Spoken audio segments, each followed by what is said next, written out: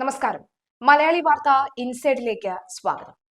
കഴിഞ്ഞ ദിവസം തിരുവനന്തപുരത്തെ കോടതിയിൽ ശാസ്തമംഗലം അജിത് കുമാറിനെ പരത്തി നിലംപരിശാക്കിയ ഒരു പ്രോസിക്യൂട്ടർ ഉണ്ടായിരുന്നു.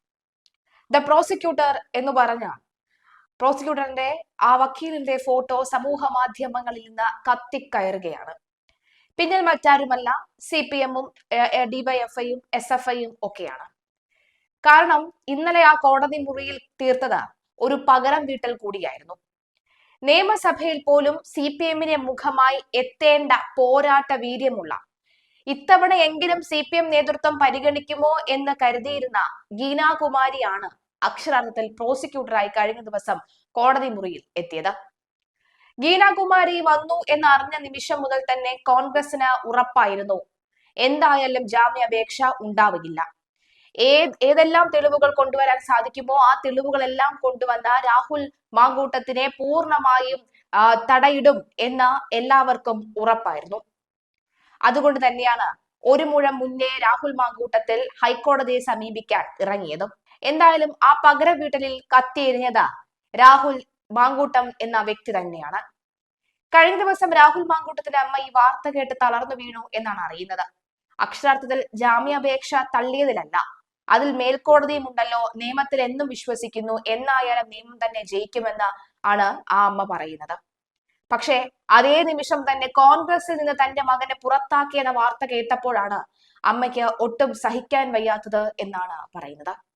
കാരണം കുഞ്ഞുനാൾ മുതലേ അച്ഛന്റെ മരണശേഷം അച്ഛന്റെ ഖദറിട്ട് തുടങ്ങിയതാണ് ഈ രാഷ്ട്രീയത്തിലെ വിശ്വസിക്കാൻ.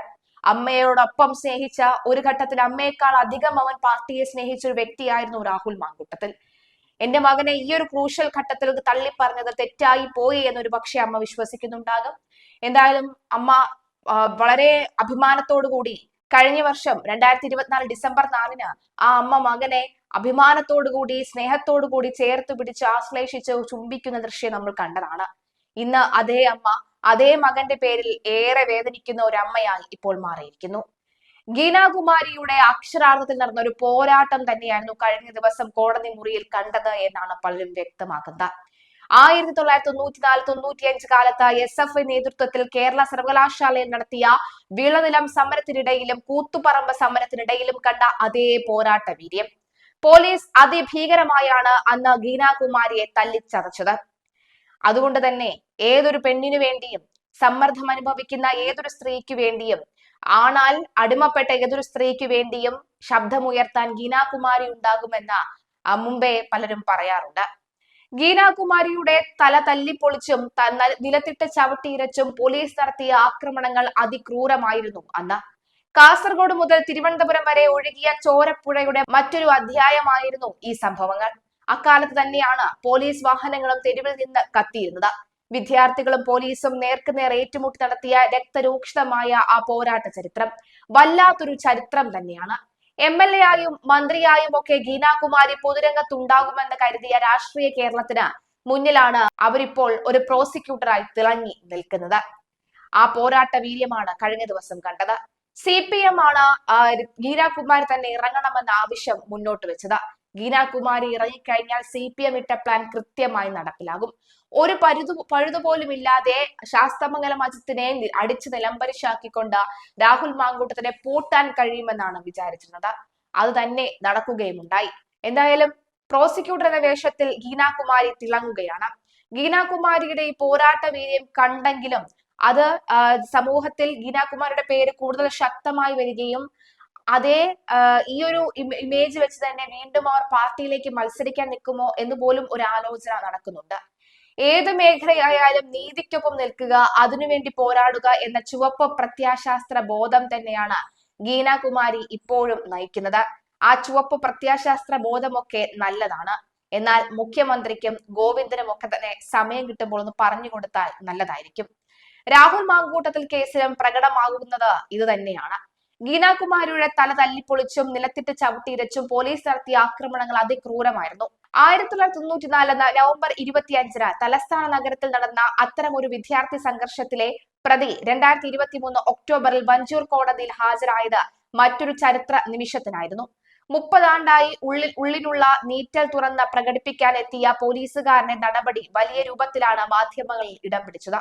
കോടതി വളപ്പിലായിരുന്നു ഇതൊക്കെ നടന്നത് എങ്കിലും ന്യായാധിപർക്ക് മുന്നിലായിരുന്നില്ല. പണ്ടൊരു സമരത്തിനിടെ തല പൊളിച്ചതോടുകൂടി അന്നത്തെ പോലീസുകാരൻ ഖേദപ്രകടനം നടത്തുകയായിരുന്നു രംഗം. പബ്ലിക് പ്രോസിക്യൂട്ടർ ഡോക്ടർ ടി ഗീനാകുമാരിയും പോലീസ് സബ് ഇൻസ്പെക്ടർ PL ജോർജും തമ്മിലായിരുന്നു അത്യപൂർവമെന്ന് വിശേഷിപ്പിക്കാവുന്ന കൂടിക്കാഴ്ച അന്ന് നടന്നത്. കഴിഞ്ഞ നവംബർ 25-നും ഇതേ വാർത്ത സമൂഹ മാധ്യമങ്ങളിൽ ശ്രദ്ധ നേടിയിരുന്നു. കൂത്തുപറമ്പിലെ പോലീസ് വെടിവെപ്പിൽ 5 ഡിവൈഎഫ്ഐക്കാർ കൊല്ലപ്പെട്ട ദിവസമായിരുന്നു സെക്രട്ടേറിയറ്റ് നടയിൽ SFI സമരത്തിനിടെ സംഘർഷം പൊട്ടിപ്പുറപ്പെട്ടത്. തുടർന്നുണ്ടായ ലാത്തിചാർജിൽ സംസ്ഥാന ജോയിന്റ് സെക്രട്ടറി ആയിരുന്ന ഗീനാകുമാരിക്ക് തലയ്ക്കാണ് പരിക്കേറ്റിരുന്നത്.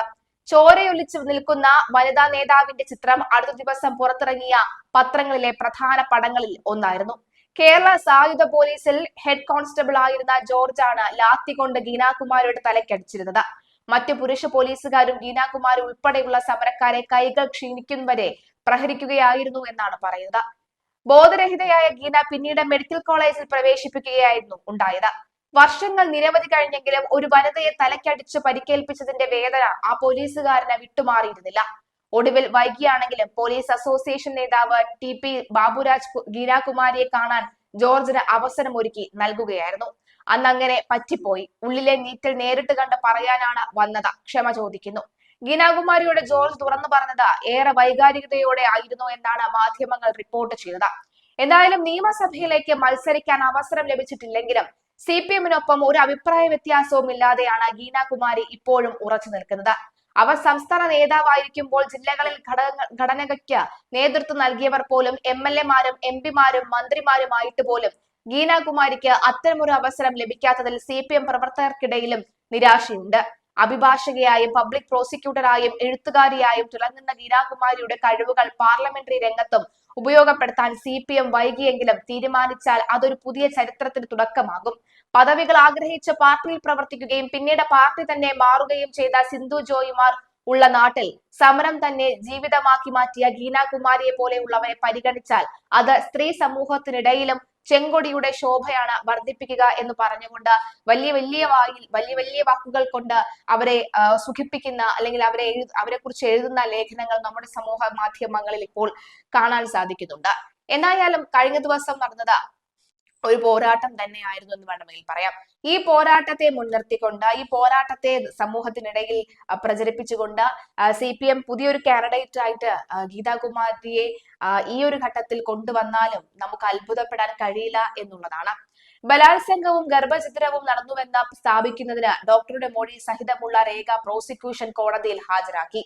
നിസ്സഹായായ സ്ത്രീ കുടുംബ പ്രശ്നം പറയാൻ സമീപിച്ചപ്പോൾ ഭീഷണിപ്പെടുത്തി നഗ്ന ദൃശ്യം പകർത്തിയ ശേഷം ബലാത്സംഗം ചെയ്യുകയും ഭീഷണിപ്പെടുത്തി ഗർഭചിത്രം നടത്തുകയും ചെയ്തെന്ന ആരോപണമാണ് രാഹുലിനെതിരെയുള്ളത്. ഗുരുതരമായ കുറ്റകൃത്യം നടന്നുവെന്ന് ചൂണ്ടിക്കാട്ടുന്ന പോലീസ് റിപ്പോർട്ടാണ് കോടതിയിൽ നൽകിയത്. നിർബന്ധിച്ച് ഗർഭചിത്രം നടത്തിയതിന് തെളിവുണ്ടെന്നും പോലീസ് അറിയിച്ചു. ഇത് സംബന്ധിച്ച രേഖകളാണ് ഇന്ന് കോടതിയിൽ നൽകിയത്. യുവതിയുടെ കേസിൽ ഉഭയസമ്മത പ്രകാരമായിരുന്നു ശാരീരിക ബന്ധമെന്ന രാഹുലിന്റെ വാദം ഖണ്ഡിക്കാനാണ് വിവാഹ വാഗ്ദാനം നൽകി 23-കാരിയെ പീഡിപ്പിച്ചുവെന്ന കേസിലെ FIR കൂടി പ്രോസിക്യൂഷൻ ഹാജരാക്കിയത്. പരാതിക്കാരിയായ യുവതിയുടെ വീട്ടിലെത്തി രാഹുൽ ആത്മഹത്യാ ഭീഷണി മുഴക്കിയിരുന്നതായി പ്രോസിക്യൂഷൻ കോടതിയെ അറിയിച്ചിരുന്നു. ഗർഭചിത്രത്തിന് സമ്മർദ്ദം ചെലുത്തുന്നതായിരുന്നു ഭീഷണിയെന്നും ഫ്ളാറ്റിൽ നിന്ന് ചാടുമെന്ന് പറഞ്ഞുവെന്നുമാണ് പ്രോസിക്യൂഷൻ വ്യക്തമാക്കിയത്. പീഡനത്തിനും നിർബന്ധിച്ചുള്ള ഗർഭചിത്രത്തിനും തെളിവുണ്ടെന്നായിരുന്നു പ്രോസിക്യൂഷന്റെ വാദം. പരാതിക്ക് പിന്നിൽ CPM BJP ഗൂഢാലോചനയുണ്ടെന്നും യുവതി സ്വന്തം ഇഷ്ടപ്രകാരമാണ് ഗർഭചിത്രം നടത്തിയത് എന്നുമായിരുന്നു രാഹുലിന്റെ വാദം. വിധി പറയും വരെ അറസ്റ്റ് പാടില്ലെന്ന രാഹുലിന്റെ ആവശ്യം കോടതി അംഗീകരിച്ചതുമില്ല. രാഹുലിനെതിരെ പുതുതായി രജിസ്റ്റർ ചെയ്ത ബലാത്സംഗ കേസിന്റെ FIR പ്രോസിക്യൂഷൻ കോടതിയിൽ ഹാജരാക്കിയിരുന്നു. കഴിഞ്ഞ ദിവസം രാത്രി കോഴിക്കോട്ട് മജിസ്ട്രേറ്റിലെ വീട്ടിലെത്തിയ രാഹുൽ മാങ്കൂട്ടത്തിൽ പിടികൊടുക്കും അല്ലെങ്കിൽ കീഴടങ്ങുമെന്ന വാർത്തകൾ ഉണ്ടായിരുന്നു. മജിസ്ട്രേറ്റിന്റെ വീട്ടിൽ മുന്നിൽ മാധ്യമങ്ങളും BJP പ്രവർത്തകരും CPM പ്രവർത്തകരും തടിച്ചുകൂട്ടിയിരുന്നു. രാഹുൽ മാങ്കൂട്ടത്തിൽ എത്തുകയാണെങ്കിൽ ആക്രമം ഉണ്ടാകുമെന്ന് പോലും ഒരു ഘട്ടത്തിൽ പോലീസ് പ്രതീക്ഷിച്ചിരുന്നു. അത് മാത്രമല്ല കല്ലെറിയാൻ പോലും പലരും തയ്യാറായിരുന്ന സാഹചര്യം ഉണ്ടായിരുന്നു. എന്തായാലും രാഹുൽ മാങ്കൂട്ടത്തിൽ എത്തിയിട്ടില്ല. 8ാം ദിവസവും രാഹുൽ ഒളിവിൽ തന്നെയാണെന്ന കാര്യത്തിലും സംശയമില്ല. കഴിഞ്ഞ ദിവസം തുടർവാദത്തിന് മുന്നോടിയായി പ്രോസിക്യൂഷൻ രാഹുലിനെതിരെ കൂടുതൽ തെളിവുകളായിരുന്നു ഹാജരാക്കിയത്. യുവതിയുമായുള്ള ചാറ്റിന്റെ പൂർണ്ണരൂപം അടക്കം പ്രോസിക്യൂഷൻ കോടതിയിൽ സമർപ്പിച്ചതായാണ് വിവരം. അതിജീവിതയുടെ ചാറ്റുകളും വിവാഹ ഫോട്ടോയും അടക്കമാണ് പ്രതിഭാഗം കോടതിക്ക് മുമ്പാകെ ഹാജരാക്കിയത്. അതിജീവിതയെ ഗർഭചിത്രത്തിന് സമ്മർദ്ദം ചെലുത്തുന്ന വാട്സ്ആപ്പ് ചാറ്റുകളായിരുന്നു പ്രോസിക്യൂഷൻ കൂടുതലായും ആശ്രയിച്ചത്. കോടതി അനുമതിയോടെ പിന്നീട് കൂടുതൽ വാട്സ്ആപ്പ് ചാറ്റുകൾ കോടതിയിൽ ഹാജരാക്കുകയും ചെയ്തു. പ്രതിഭാഗത്തിന്റെ വാദം ആദ്യം കോടതി കേട്ടു. ശേഷം പ്രോസിക്യൂഷൻ ഹാജരാക്കിയ പുതിയ തെളിവുകൾ കോടതി പരിശോധിച്ചു. തുടർന്ന് വിധി പുറപ്പെടുവിക്കുകയായിരുന്നു. എന്തായാലും ഗീനാകുമാരി ഈ CPM-ന് സന്തോഷിക്കാനുള്ള വക ഉണ്ടാക്കി കൊടുക്കുന്നതായിരുന്നു പിന്നീട് അടച്ചിട്ട കോടതി മുറിയിൽ കണ്ടത്.